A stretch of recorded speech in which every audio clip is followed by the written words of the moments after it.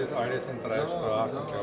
Kurdish, like your you speak Armenian.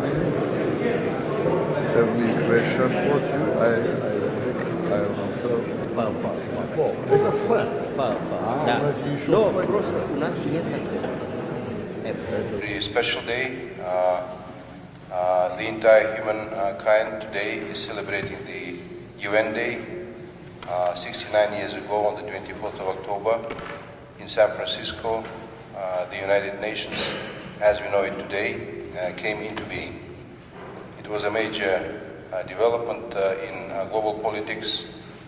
We all know that UN came into being in the aftermath of the Second World War, when the humankind saw so many atrocities. And of course, the founding nations of the United Nations gave birth to this organization with the hopes for peace, stability, and development. The United Nations in these 69 years has seen lots of challenges, of course, lots of successes. It went through the period of Cold War. It went through the period of decolonization, when the membership of the United Nations dramatically grew. It went through the period of the collapse of the Soviet Union. It had to deal with a major challenge of making peace by developing a very serious peacekeeping capacity of the organization. Of course, the United Nations was the driving force to help the world enter the new millennium. We all know that from 2000 until today, we all live guided by the United Nations Millennium Development Goals, and today the United Nations is trying to look beyond 2015, and we are now preparing for the 70th anniversary of the United Nations next year, and it will be a special moment for the entire world to contemplate what can be done together to make this world a better place and safer place to live.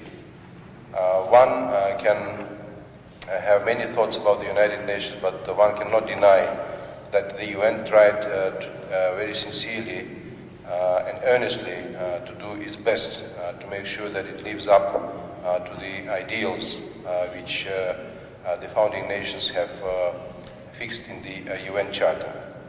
Of course, not everything which was planned, which was contemplated, was been able to be realized, but everyone understands that effectiveness and the efficiency, resultfulness of the United Nations depends entirely on its membership. Therefore, we are the members of the United Nations. We have to work together to make sure that all the ideas, all the goals, all the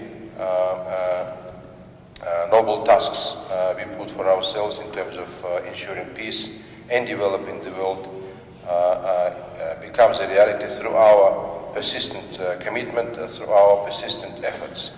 That's a very simple line behind everything we read in the United Nations Charter. Today, UN, as the entire world, is facing a situation of change. We all know that UN persistently tries to reform itself, to reform its key bodies. We all are participants of these efforts, and of course we all wish that UN reaches up or lives up to those ideals which we all fixed in the UN Charter. I hope that next year, when we all come to New York to celebrate the 70th anniversary of the United Nations, that will be a very important moment for the global leaders to sit down and really work out and chalk out a very realistic plan how to make this world a better place to live. Political will of the member countries of the United Nations is the key driving force to make this happen. UN has expanded geographically with 51 members originally as the membership of the United Nations. It grew today to more than 190 member states. And of course, UN is putting a serious effort to be in the most needy places in the world, whether it is for making peace, whether it is to ensure fighting poverty, or places like we know today in West Africa to fight this absolutely devastating Ebola crisis. Everyone wishes UN very sincere success. UN is taken by everyone as a treasure of knowledge, as a body which contains collective will, and of course, I'm sure that many countries like Kazakhstan are very open and very sincere in their partnership and cooperation with the United Nations. UN came to Kazakhstan 22 years ago to Almaty, starting from a small UNDP office, sitting, as I remember, in the Hotel Kazakhstan, the only high-rising building in Almaty in those days, sharing small space for the first operations in Kazakhstan. And today, we are very proud that Almaty is turning into a regional UN hub.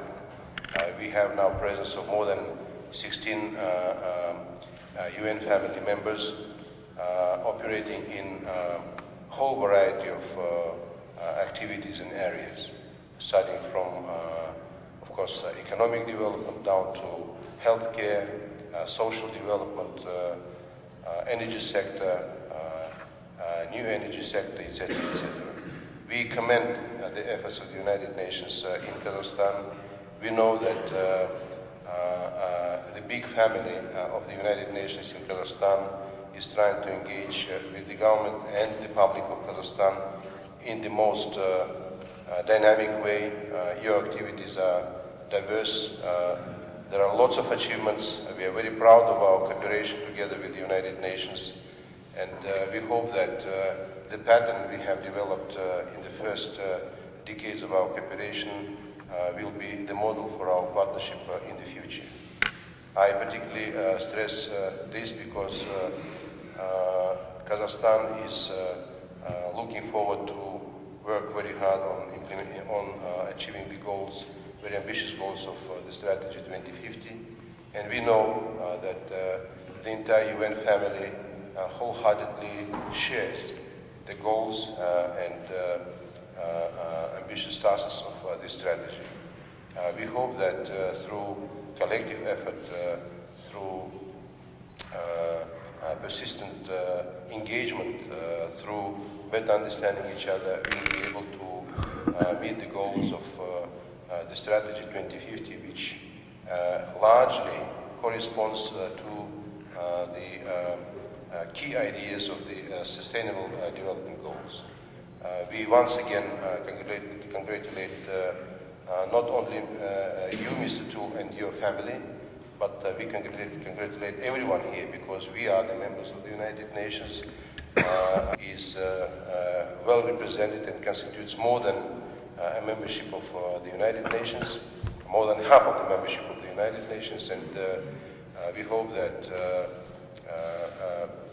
coming every year. We're gathered once more on this date to celebrate the long, proud history of the United Nations. We use today to begin a year-long global celebration of the 70th anniversary of the UN Charter, as Mr. Minister was just mentioning. Events this year will honor the historic breadth of the organization's work in security, development, and human rights. And as the Secretary General has recently said, he hopes that this next year will unite the international community in common cause to enable a stronger United Nations to realize a better world.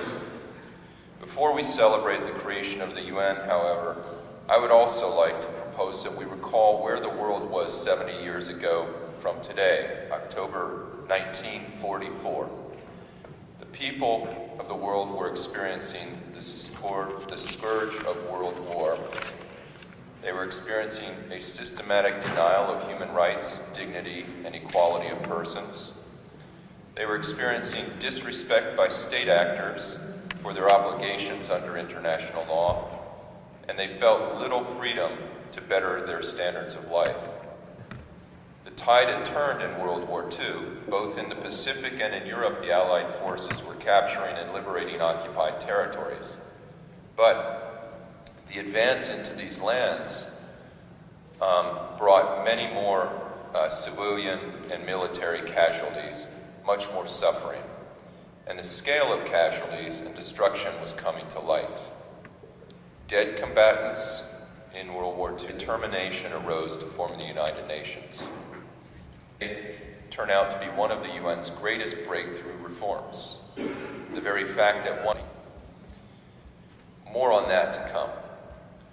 But while speaking about Kazakhstan's development agenda, ең алдымен бүгінгі біріккен ұлттар ұйымының мерекесімен құттықтаймын. 24 қазан бізде дәстүрлі түрде бүкіл дүние жүзінде біріккен ұлттар ұйымының күні ретінде аталып өтіп отыр.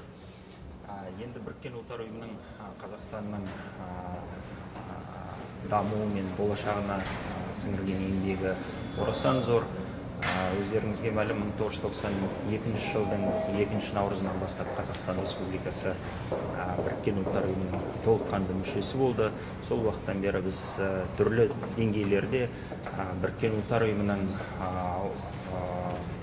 көптеген ұйымдарында өте нәтижелі жұмысқа, өте нәтижелі түрде жұмыс істеп, үлкен жетістіктерге қолымызды жеткізіп отырмыз.